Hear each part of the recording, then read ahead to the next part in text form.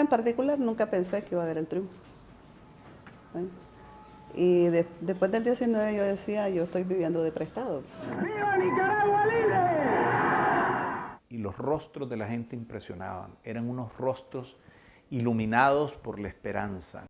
Era de alegría inmensa, era una gran celebración, eran abrazos con gente que ni conocías, ¿ya? Pero que estábamos compartiendo la misma alegría. Durante la administración de los gobiernos liberales nacionalistas, Nicaragua ha experimentado un poderoso impulso en el campo de sus finanzas. Los sólidos y numerosos centros económicos que actúan en el país demuestran que el proceso de expansión nacional es uno de los más notables que existen en América Latina. Nicaragua tuvo durante poco más de 2 décadas, a partir del año 50, un notable crecimiento económico. El crecimiento promedio de la economía durante esos 20, 22, 23 años, hasta el terremoto, fue alrededor del 6,5%, es decir, una tasa de crecimiento que hoy se consideraría equivalente a la del milagro del este asiático. Hubo un gran crecimiento económico y un gran aumento en el nivel de bienestar de un sector de la población. El gran problema que tuvo eso fue que todos los réditos de la prosperidad estaban concentrados en la familia Somoza y en algunos grupos económicos, y que la clase media era muy pequeña. La verdad es que la inmensa mayoría de la gente veía que muchos prosperaban o que algunos prosperaban y ellos se quedaban siempre estancados. Aquí la gente que mandaba era la que tenía un casco y un Garand en la ciudad y en el campo. Un general ganaba 1.200 Córdoba, pero ese general era millonario y el coronel era millonario. Y hasta el sargentito que andaba en el barrio, que tenía la pulpería y era el hombre que sacaba a los presos del vecindario y todo eso tenían poder alrededor de ese inmenso aparato de corrupción paralelo al gobierno que tenía el somocismo. El antecedente, yo diría, político remoto que explica el fin de la dictadura fue el pacto de Agüero con Somoza, que se materializó para todos los efectos allá por el año 71, porque agotó los espacios de lucha política contra Somoza. Hay varios factores. Es decir, primero, el factor más grande, creo yo, fue el mucho Somoza, mucho tiempo. La reelección de Thatcher gracias al pacto con Agüero, que se cambió la constitución, que no había reelección, ¿verdad? El hecho que forme la EBI y que en vez de poner otro oficial ponga a su hijo, piensan que se va a repetir la historia de padre e hijo. Pero después hay un hecho con consecuencias socioeconómicas y políticas que en mi opinión es un gran factor explicativo de la crisis de la dictadura, y fue el terremoto. Mayday, esta es Managua, Delta Alfa hablando. En la ciudad de Managua a las 12:30 hubo un terremoto. La ciudad está en tinieblas, solamente se pueden apreciar las lenguas de fuego provocadas por el terremoto. A quien más golpeó fue a los sectores de clase media, porque Somoza, que llamó al terremoto la revolución de las oportunidades, empezó a desplazar a sectores empresariales de las oportunidades generadas por el terremoto en términos de inversión. Se expandió en el sector de la construcción, se expandió en el sector financiero, es decir, fue más allá de utilizar los instrumentos estatales y montó una competencia directa a los sectores empresariales y una competencia desleal. Tenemos 16 presos del frente, ¿verdad? Entre ellos hay muchos cuadros buenos, cuadros de dirección y cuadros intermedios, con mucha capacidad organizativa. Por eso se organiza lo que se conoció el mundo como la operación del 27 de diciembre. No era la casa de Chimacastillo el objetivo inicial. No se sabía siquiera si allí iba a haber una fiesta. La acción estaba planificada para realizarse un mes antes, en una embajada. Llegamos en los 2 taxis, atestados los 2 taxis, pues, porque éramos 13, ¿no? 7 en un taxi, 6 en otro. Nos topamos con patrullas de la policía. Y bajamos, en cuanto llegamos frente a la casa, abrimos las puertas y empezamos a disparar hacia los ángulos de tiro que cada quien tenía. Salimos y nos fuimos y salimos en el avión y aún en Cuba nos bajamos en el avión con la máscara puesta. Fue el fin de la etapa de la acumulación en silencio y el inicio de una nueva etapa, lo que yo le llamo, la etapa de la insurrección indefinida. O sea, una insurrección que realmente terminó hasta la derrota de la dictadura el 19 de julio del 79. La represión que se va produciendo en los campos de concentración que inauguran en Guaslala y en Río Blanco, donde se dieron todas las atrocidades de esos años, a partir del 27 de diciembre del 74. Y se monta un consejo de guerra. Y lo curioso es que el 90% de los campesinos, y te digo, desfilaron más de 400 ahí, campesinos que los llevan ahí detenidos por colaborar con la guerrilla, eran de origen conservador. Se había quitado totalmente la pared que detenía ese sector tradicionalmente antisomocista, que mantenía su fidelidad a la oposición tradicional que desaparecía con Agüero, se fue incorporando. Que en noviembre del 76 había ganado la elección de Estados Unidos Jimmy Carter, el presidente Carter, que esbozó una política de distanciamiento con todos los regímenes que violaban los derechos humanos y abrió espacios mayores pues para la oposición a Somoza. Carter le falló a Somoza en varias cosas, le mandó una carta alabándole sus derechos humanos, ¿verdad? Carta que el presidente Somoza se la enseñó a Carlos Andrés Pérez en Orfila, ¿verdad? Y que de nada sirvió.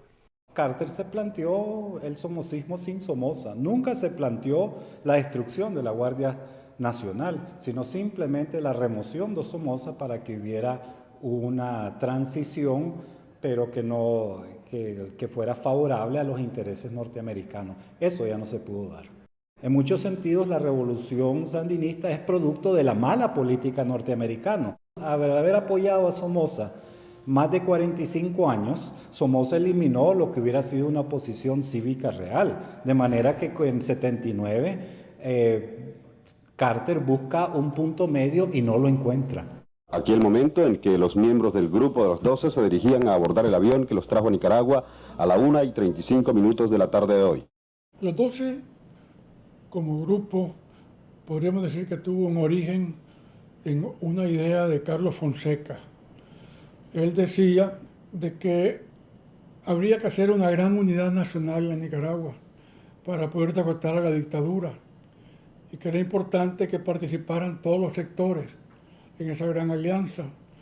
Luego esa idea la desarrolló Daniel Ortega y convocó a un grupo de personas que, teniendo pues en la sociedad algún papel que pudiera dar como cierta confianza si apoyaban la revolución. En octubre del 77 lo que se logra, atacando los cuarteles, conquistar armamento, conquistar adeptos y reclutar guerrilleros y conformar destacamentos de combate. Eso es lo que nosotros hacemos en el Jícaro y es lo que vamos haciendo en toda la parte del norte. El ataque a Masaya fue una conmoción en Nicaragua porque fue a 30 kilómetros de la capital. El de San Carlos fue un éxito, pero en la retirada tuvieron pérdidas, porque el hecho era quedarse insurreccionando a la población, pero no habían todas las condiciones todavía. El infarto de Somoza es en julio del 77. Hay una comisión de un diálogo nacional donde están los obispos, 3 obispos, el obispo de Juigalpa, el obispo de León y el obispo de Managua, el cardenal, y donde estamos el doctor Félix Esteban Guandique y estoy yo como presidente del COSEP. Y el emplazamiento a Somoza, ya Somoza debilitado por su salud, un emplazamiento a Somoza, busquemos un diálogo para salir de Somoza. Y gente del sector privado, tan importante como don Alfredo Pelas y don Eduardo Montealegre Callejas, emplazan a Somoza para que se vaya, pero lo que se pretende ahí es una transición. El Frente opta por otra posición. No queremos somocismo sin Somoza. Y entonces hay una contraposición. En esta situación se da el asesinato de Pedro. El incidente de Chamorro ha afectado evidentemente al país. Por supuesto. ¿Le entristece su muerte? Claro, yo soy un político. También podrían matarme a mí, ¿sabe? Yo también soy un ser humano. Lo tomó muy mal, lo tomó como que era un complot que le iba a perjudicar a él, ¿verdad? Porque él no estoy seguro que no tuvo nada que ver, ¿verdad? Eso fueron, quién sabe quién, pues el que mencionamos con los demás. Alguien les pagó, alguien lo hizo, nunca se supo, ¿verdad? Pero Somoza lo tomó muy mal, es decir, quería inmediatamente que se arreglara y se viera quién era, porque él sabía que políticamente le iba a perjudicar a él. Mientras las calles del sector del barrio Las Palmas y del cementerio se congestionaron de gente, el resto de la ciudad presentó un aspecto de semiparalización. El asesinato de Pedro llega a convencer al sector privado de que Somoza es un obstáculo y hay que salir de él. Y hay que salir de él inclusive por una vía que monta una huelga general donde el sector privado juega un factor determinante, insurrecciones populares en las ciudades que no se habían dado hasta la muerte de Pedro Joaquín.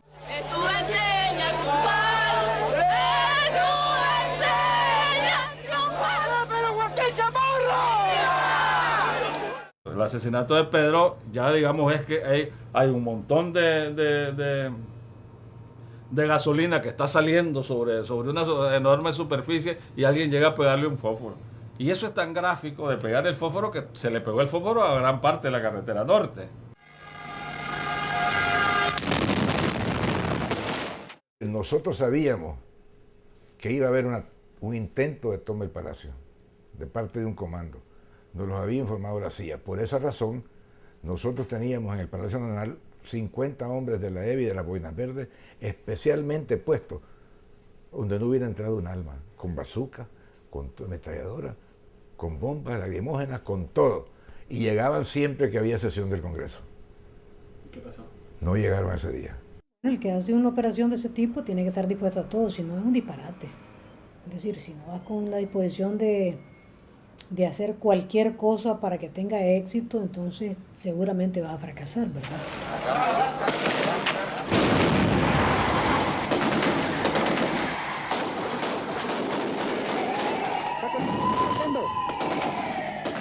Y yo comencé la sesión y cuando entró el comando de Edén Pastora, el comandante Cero, que disparó, yo estaba hablando con el embajador americano, estaba de pie y me pegó un refilén en la cabeza y sangré que dio gusto porque dicen que el cuero cabelludo sangra mucho. Entonces yo creí que era la guardia que llegaba, ¿verdad? Y entonces fue que Edén me dijo, no, me hice del Frente Sandinista y sacó los pañuelos. Oímos por el radio que la guardia estaba pidiendo más pintura, lo que quería decir más tiros, más balas. Y entonces nosotros nos dimos cuenta que en ese momento ya estaban listos para asaltar el palacio. La primera vez que estaba en la casa de Chema Castillo, Somoza estaba más duro, una negociación más difícil, más complicada y él mucho más fuerte. Y en esta segunda negociación no tenía la misma dureza, estaba preocupado. Y aparentemente la dictadura no daba cara de querer negociar hasta que estuvo completamente convencido de que no tenía remedio. Dora María se está quedando dormida y se le chorrea la carabina M2 por las piernas y se despierta, contestándome, hablando. Entonces me di cuenta de que estaban cansados y pensando sobre este tema, yo me di cuenta que también yo estaba cansado porque no logré darme cuenta en qué lugar de Managua estaba el palacio. Llamó Humberto Ortega, le expliqué, y Humberto me ordenó que tomara el mando político-militar de la acción, que se terminaran las negociaciones y tomé el mando político-militar, mandé a parar las negociaciones e impuse la decisión de que o Somoza cedía ya o empezaba a matar diputados. Fuimos en los buses hacia el aeropuerto. Recuerdo que había mucho entusiasmo de parte de la juventud vitoreando al comandante Edén Pastora y a todo el comando. Con triunfo los seguían unos en bicicleta, otros en motocicleta, otros en carro y los que no tenían carro a pie. Y el comandante Edén Pastora se veía muy contento, solo se oía la voz de la comandante Dora Telles que decía: atentos, que todavía estamos en campo enemigo. Juventud de Nicaragua, si anida en tu corazón ser soldado, alístate en la Guardia Nacional, brazo armado del pueblo, donde recibes escuela, hospital, comida. La represión que se dice es la defensa que hace el ejército de su soberanía, de sus instituciones, ¿ve? Pero no tiene las características, ¿cómo te pudiera decir? Es decir, lanzar bombas, atacar un cuartel pequeño. Todo eso sucedió en toda la República, ¿ve? Señor presidente, algunos miembros de la oposición le han pedido que dimita. Sí. ¿Podría decirnos cuál es su reacción a semejante petición? Ninguna. ¿Podría ser un poco más explícito? Sí, diré que no. La terquedad de mi primo de no llegar a una solución y del gobierno de Carter de no encontrar un acomodo, ¿verdad?, fue el que llevó al caos, creo yo. La gran ofensiva del Frente Sandinista de Liberación Nacional se ha desatado. Nicaragüenses a la banda, nicaragüenses a las armas. La insurrección de todo el pueblo triunfará. León inició la insurrección el 4 de junio. ¡Ahí te va tu caramelo! Y ya para el 20 de junio nosotros habíamos logrado tomar el comando y el 7 de julio estábamos tomando el Fortín, es decir, León se liberó muy rápidamente la ciudad. La Dirección Nacional Conjunta en su última comunicación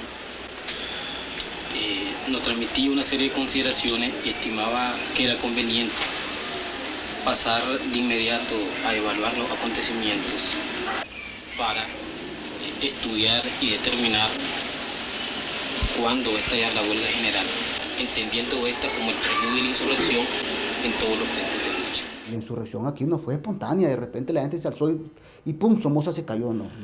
Fue una cosa completamente dirigida, una estrategia además mayor, donde el Frente Sur jugaba un papel importante de fijar fuerzas, las fuerzas más importantes de la dictadura militares, pues, ¿no? Y nosotros planificamos en Managua, ¿verdad?, dónde iba a ser la parte de Managua que nos íbamos a tomar, ¿verdad?, por qué razones, dónde pasaban los cauces, para evitar el paso de tanquetas por allí, por los cauces que nos protegían, pues, como barricadas naturales, pues, obstáculos naturales. Yo en lo personal le puedo decir, jamás rehuí ningún combate. Yo en lo personal jamás dejé una posición que fuera ocupada por ellos. Lo contrario, nuestra situación era profesional. El Zorro y el Danto son dos figuras relevantes en el Frente Norte, cada uno en su papel. Los dos grandes objetivos eran Estelí, Matagalpa, tenía complementariamente Cotal, y a partir de los dos grandes ejes, de las tomas de las grandes plazas militares, se van al mismo tiempo desarrollando captura de plazas menores. Se captura Condega, se captura Sébaco, la Trinidad, la Concordia por el comandante Omar Cabeza. Nosotros vamos liberando Muy, Matiguá, Río Blanco. Y los combates eran agarrados de la cintura. Nos veíamos de trinchera a trinchera, nos insultábamos verbalmente con las palabras nuestras de los nicaragüenses, hijo de tal por cual, y verbos va, verbos vienen, nos gritábamos, nos insultábamos, y ahí va, son Chabela, Vamos a pelear.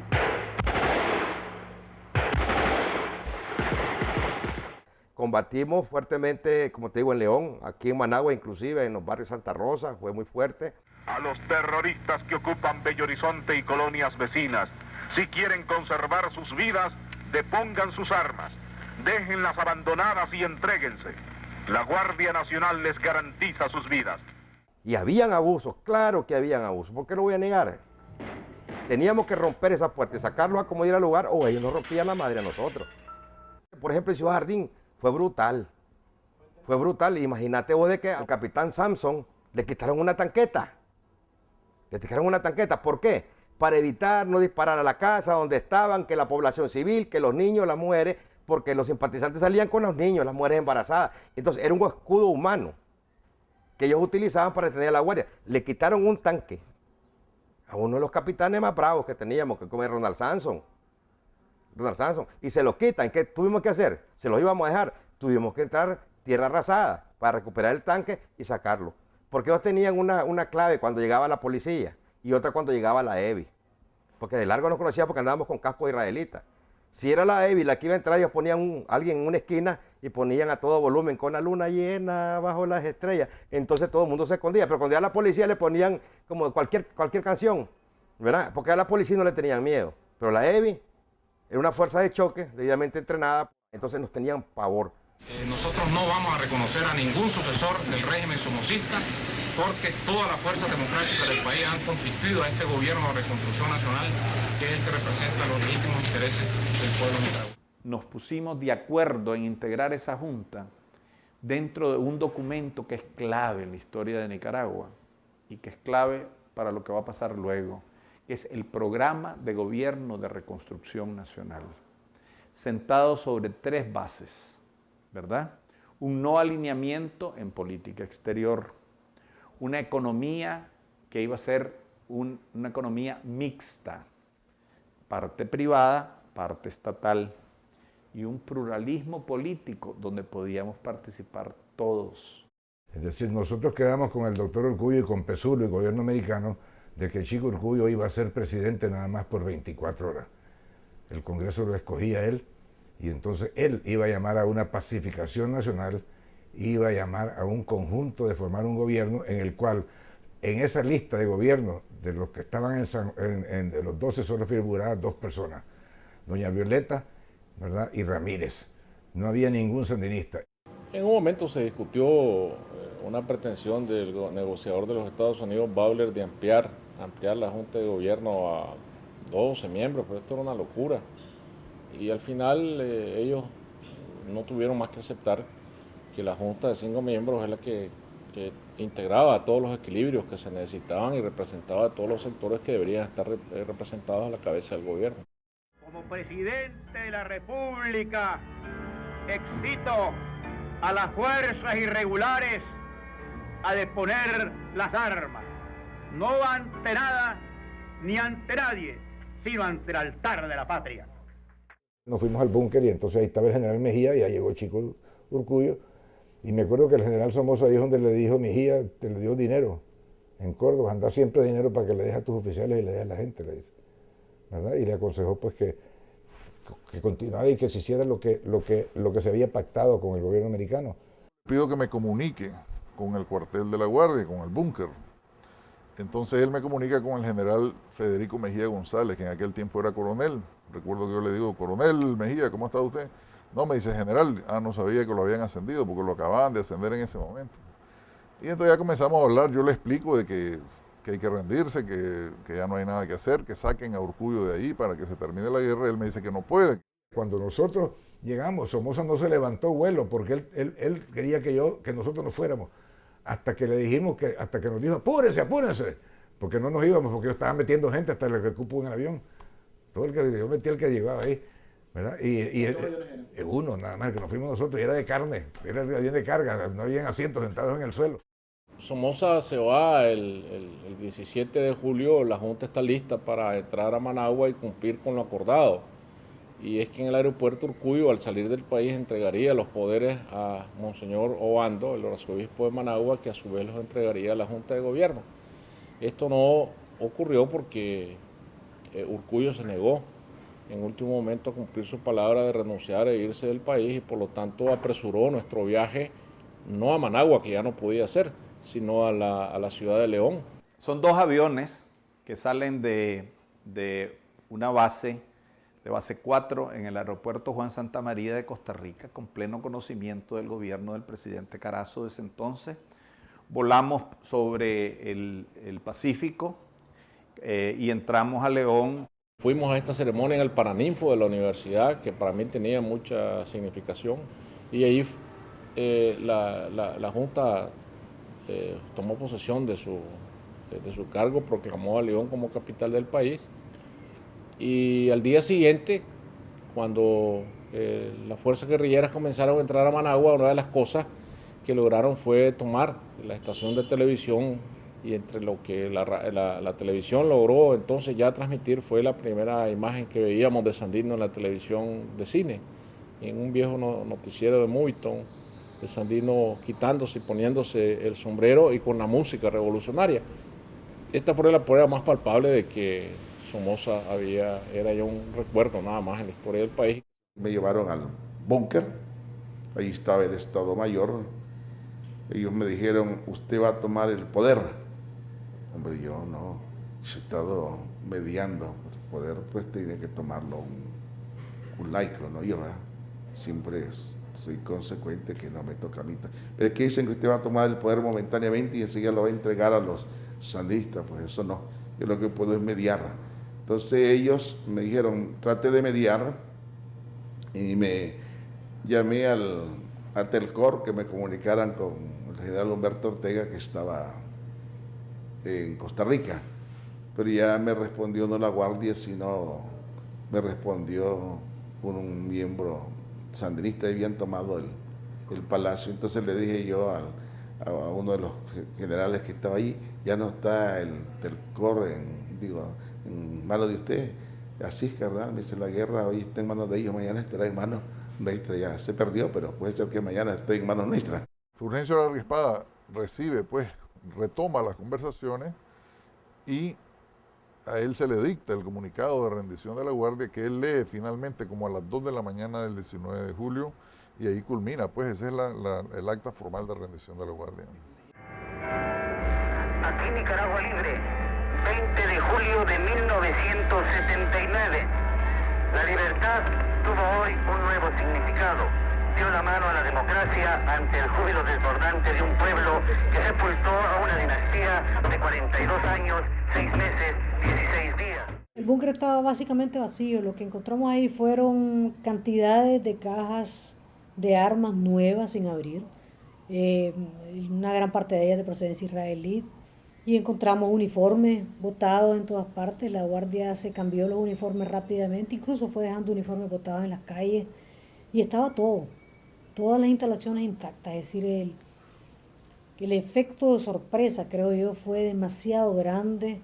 Salí por mar, salimos lanchones diferentes, salimos de verdad en barcos de muy poca seguridad, pero lo hicimos, salimos todos, armas, completa nuestro personal, heridos en ese momento, y también gente que estaba al lado de la Guardia Nacional de Nicaragua, que se fue con nosotros. Me acuerdo que detrás del escritorio de Somoza había un radio, un gran radio, pues, ¿no? Todavía habían varios cuartelitos aislados reportándose, ¿no? Preguntando, ¿qué está pasando? ¿Cómo estamos, no? ¿Ya? Uno de ellos, el de San Carlos. ¿Ya? Todavía despistado, pues, o sea, entonces lo que hicimos agarrar el micrófono y decirles, que olvídate, pues, aquí no te rendís, andá, correte o algo, porque aquí estamos ya en el mero búnker, pues, ¿no? ¿Y qué vamos a hacer? No me voy a quedar ni... Yo no soy Bonaparte para quedarme aquí peleando en Waterloo. Absolutamente, pues nada más que con los que andaba puestos. ¿Y a qué hora? Salimos hoy mismo. Fuimos al aeropuerto. De ahí nos montamos en un avión, un transporte norteamericano militar, y aparecimos en la base aérea de Homestead, en Miami. Venía cansado, agotado. Me cuesta a veces realizar ese momento. Sí oía el grito de cero. Definitivamente era la figura más importante en ese momento. Y eso no es que estoy descubriendo el agua tibia, ni es que me estoy echando flores. Es verdad. Recuerdo que esa vez dije, estaré ojo avisor para que la revolución no se mediatice ni se traicione. Yo en realidad creo que el que no tiene sueños ambiciosos no tiene logros moderados. Es decir, el que tiene sueños mediocres tiene logros ínfimos, ¿verdad? Que ni siquiera vale la pena de contar. Yo creo que una revolución tiene los sueños que la oleada social le da. Es decir, la revolución tenía los sueños que teníamos todos los nicaragüenses. Cada quien tenía un sueño diferente, si vos querés. Pero la revolución encarnaba todos esos sueños, y esos siempre son sueños enormes.